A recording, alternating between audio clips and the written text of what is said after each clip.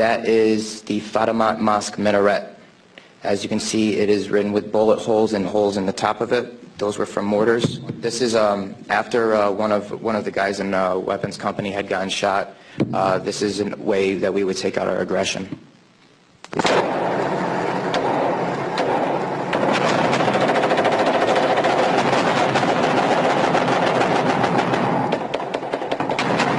those of you who don't know, it is illegal to shoot into a mosque unless you were taking fire from it.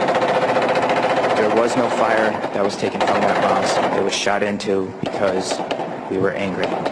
On April 18th, 2006, I had my first confirmed kill.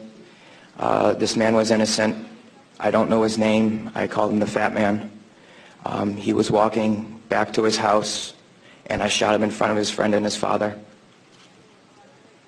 The first round didn't kill him after I had hit him up here in his neck area, and afterwards he started screaming and looked right into my eyes. So I looked at my friend who I was on post with, and I said, well, I can't let that happen. So I took another shot and took him out. He was then carried away by the rest of his family.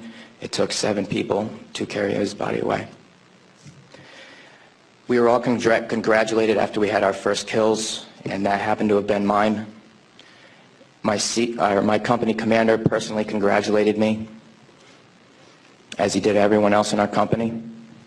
This is the same individual who had stated that whoever gets their first kill by stabbing them to death will get a 4-day pass when we return from Iraq. There was one incident where we got into a firefight just south of the government center, about 2,000 meters. We had no idea where the fire was coming from, and the way our rules of engagement were, pinpoint where the fire is coming from and throw a rocket at it. So with that being said, we still didn't know where the fire was coming from, and an 84mm rocket was shot into a house. I do not know if there was anyone in it.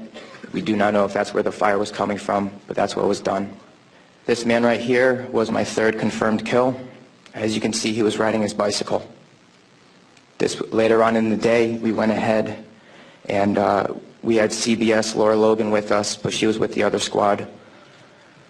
And so she wasn't with us. So myself and 2 other people went ahead and took out some individuals because we were excited about the firefight we had just gotten into, and we didn't have a cameraman or woman with us. With that being said, anytime we did have embedded reporters with us, our actions would change drastically. We never acted the same. We were always on key with everything, did everything by the books. The man on the bicycle, he was left in the street for about 10 minutes until we realized that we needed to leave where we were. And his body was dragged about 10 feet to the right of him, where his body was thrown behind a rock wall and his bicycle was thrown on top of him. House raids. Because we were a grunt battalion, we were responsible for going on several patrols. A lot of the raids and patrols we did were at the night, around 3 o'clock in the morning, around there. And what we would do is just kick in the doors and terrorize the families.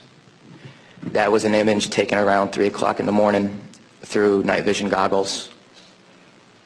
And that is the segregation of the women and children and the men. If the men of the household were giving us problems, we'd go ahead and take care of them any way we felt necessary, whether it be choking them or slamming their head against the walls.